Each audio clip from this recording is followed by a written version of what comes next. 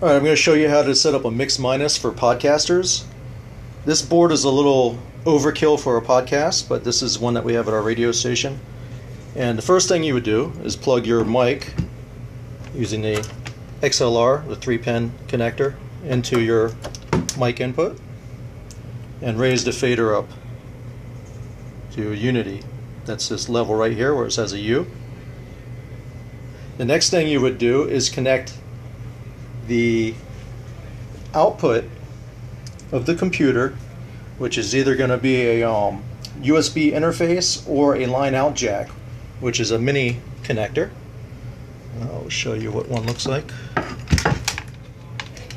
This is a mini connector. I don't suggest using a mini connector. They give hums and buzzes. It's much better if you get a USB interface. They'll be really quiet. So you connect the output of your computer to a channel. Here for us, we've picked this one, and you can come in usually probably a 1/4 inch. This right now we have an XLR connector, but a 1/4 inch is a connector that looks like this. It's just a larger size of your headphone jack. That would plug into the left channel because it's going to be mono. You don't need stereo for podcasting. And that fader we would raise up, same thing to unity. And the only other fader that we're going to worry about right now is the main mix. So basically you have the microphone, you have the computer, and you have the main mix. What that's going to go out to is a digital recorder. That's the best possible solution. You can also record into a computer, but you don't want to record into the same computer that you're going to be using Skype for your mix minus, or you can use Skype, Google Hangouts, or Blab. They all work great as to have a remote interview guest or to have a co-host. So on Aswift Kickintheass, what we use is we've switched from Hangouts to Blab just because you have the live audience participation and the chat, which is really cool.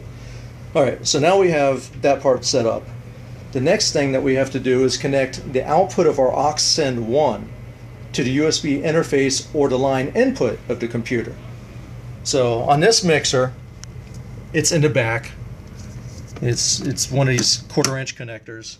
On most lower end mixers or smaller mixers, it'll usually be here. If it's a Mackie, it'd be right up here in this area.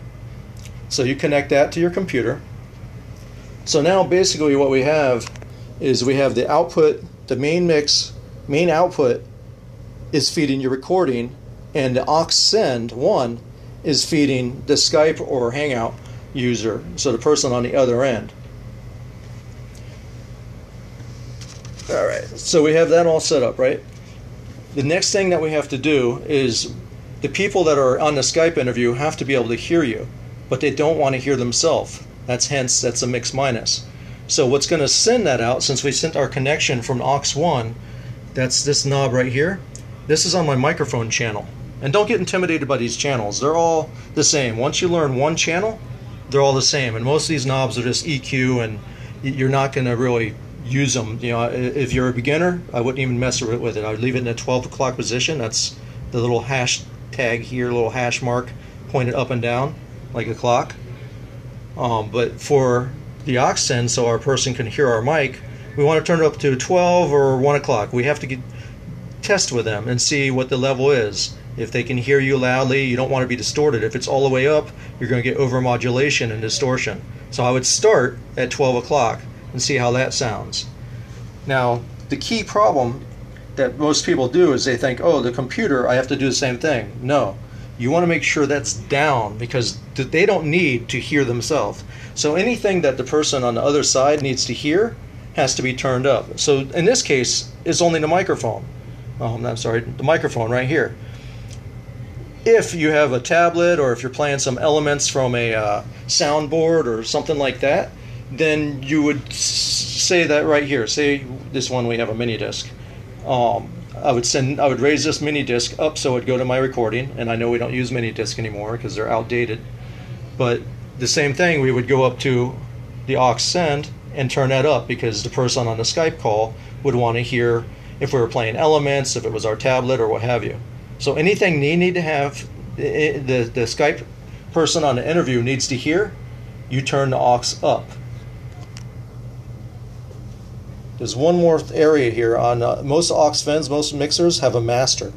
And right here we have it at 12 o'clock position, so that would just be the final output. It's the same as on our faders. We have a master here to send to our recorder.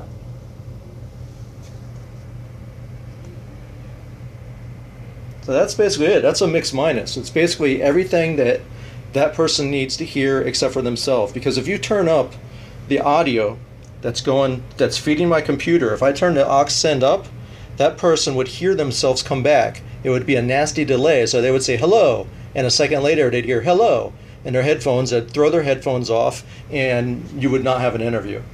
So that's the most common mistake in broadcasting, in radio broadcasting, and it's one of the most common mistakes in podcasting. And that's how you set it up correctly. If you want to see the rest of this tutorial of 24 hours from now, after it's deleted from Periscope, we'll put it up on aswiftkickintheass.com. And thanks for listening.